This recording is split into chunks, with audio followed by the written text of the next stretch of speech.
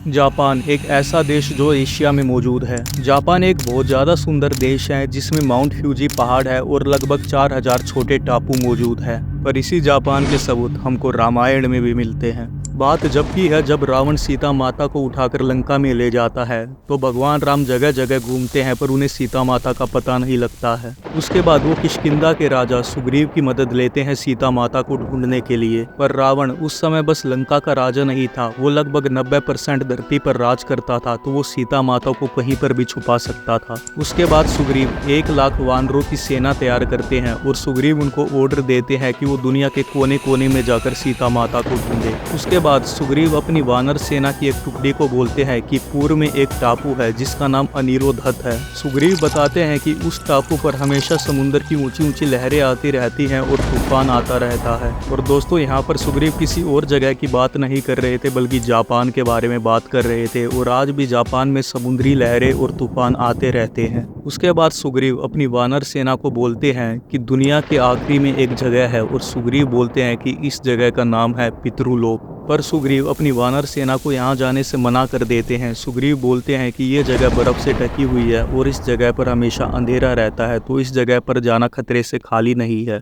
और सुग्रीव इस समय किसी और की नहीं बल्कि एंटार्क्टिका की बात कर रहे थे। तो इन बातों से हमें पता चलता है कि रामायण के लोग कितने ज्यादा एडवांस थे। पूरी धरती पर पैदल घूमना इम्पॉसिबल है, तो वो कुछ ऐसी फ्लाइंग मशीन या चीजों का इस्तेमाल करते थे जिससे वो पूरी दुनिया घूमते थे। उन्हें पता था इस दुनिया के कौन से देश में कौन सी चीज मौजूद है। उन्हें डीप ज्योग्राफिकल नॉलेज थी अपने समय के देशों की। तो दोस्तों, इस वीडियो में आज हम सबूत ढूंढेंगे रामायण के और प्रूव करेंगे कि हाँ, रामायण सच में हुई थी हमारे प्राचीन भारत में। इस वीडियो में आज हम बात करेंगे कुछ ऐसी जगह की जो रामायण के समय में भी मौजूद थी और आज के समय में भी मौजूद है। उसके बाद हम बात करेंगे कि क्या रावण इस दुनिया का पहला पायलट था। और आखिरी में हम बात करेंगे जब भगवान हनुमान लंका में गए थे तो उन्होंने लंका में जाकर क्या देखा और जो उन्होंने रामायण में बताया उससे प्रूफ होता है कि रामायण सच में हुई थी हमारे प्राचीन भारत में।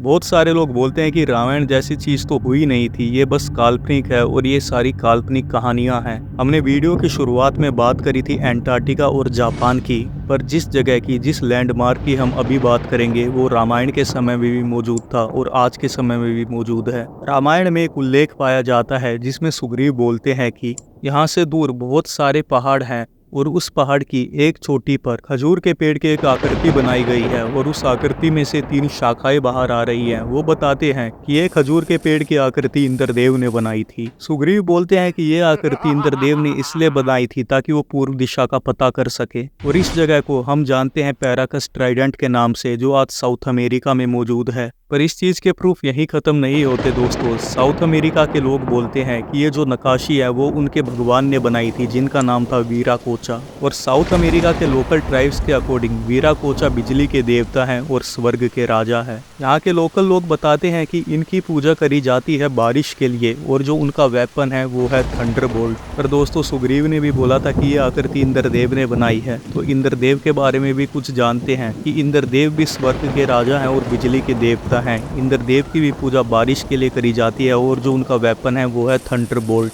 तो कंक्लूजन ये निकल कर आता है कि इंद्रदेव और वीराकोचा एक ही भगवान है। बस साउथ अमेरिका में उनको वीराकोचा के नाम से जाना जाता है और भारत में उन्हें इंद्रदेव के नाम से जाना जाता है। और सबसे बड़ी बात कि पैराकस ट्राइडेंट आज भी मौजूद है और ये बात रामायण में भी लिखी गई थी और ये जीता जागता सबूत है रामायण के बारे में। रावण की बात हो और पुष्पक विमान का नाम ना आए, ऐसा कैसे हो सकता है। श्रीलंका के आर्कियोलॉजिस्ट ने रिसेंटली क्लेम करा है कि जो रावण है वो दुनिया का पहला पायलट था। अब हम लोगों को ये बात तो नहीं पता कि रावण पहला पायलट था या नहीं था, पर इतना सब लोगों को मालूम है कि रावण को पुष्पक विमान उड़ाना आता था और वो पायलट जरूर था। श्रीलंका के आर्कियोलॉजिस्ट क्लेम करते हैं कि रावण के 4 से 6 एयरपोर्ट थे। उसमें से कुछ नाम है वीरागैंड टोटा, उसान गोडा और वरियापोला। अब श्रीलंका की गवर्नमेंट ने एक एड इशू करा है जिसमें वो लोगों की मदद मांग रही है और बोल रही है अगर रावण से रिलेटेड उनके पास कोई भी इंफॉर्मेशन है या रिसोर्स है तो वो गवर्नमेंट के साथ उस चीज को शेयर करे ताकि वो इस दुनिया को प्रूव कर सके कि रावण सच में एग्जिस्ट करता था और रावण पहला पायलट था इस दुनिया का। सिविल एविएशन अथॉरिटी के फॉर्मर वाइस चेयरमैन शशि भी बोलते हैं कि हमारे पास बहुत सारे प्रूफ मौजूद है जिससे ये बात प्रूफ हो जाएगी कि रावण पहला पायलट था और रावण ने एरोप्लेन उड़ाया था। उसके बाद शशि बोलते हैं कि रावण एक जीनियस था, उसने पहला विमान उड़ाया था और ये कोई माइथोलॉजी नहीं है बल्कि ये फैक्ट है और आने वाले कुछ समय में हम इस बात को प्रूफ कर देंगे। और मुझे पूरी उम्मीद है इस बात की कि श्रीलंकन गवर्नमेंट इस काम में कामयाब रहेगी। और एक चीज है दोस्तों जो श्रीलंका के आर्कियोलॉजिस्ट की मदद कर सकती है इस बात को प्रूफ करने में, और वो है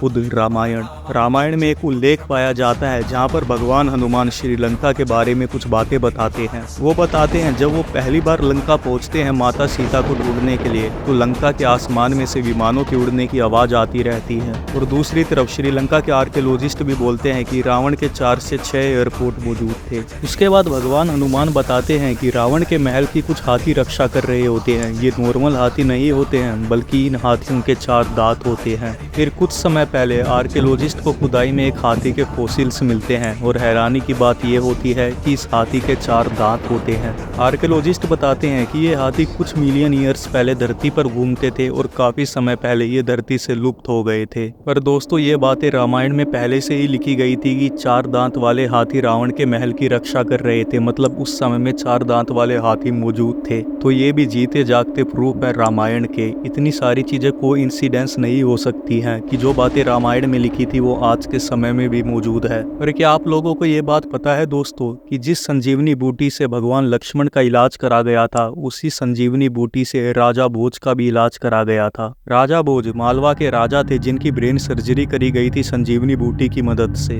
अगर आप संजीवनी बूटी और राजा भोज के बारे में और जानना चाहते हैं तो आपके स्क्रीन के राइट में एक वीडियो आ रही होगी, अगर आप उस पर क्लिक करेंगे तो आप सीधा उस वीडियो पर चले जाएंगे। And that's all for this video, bye.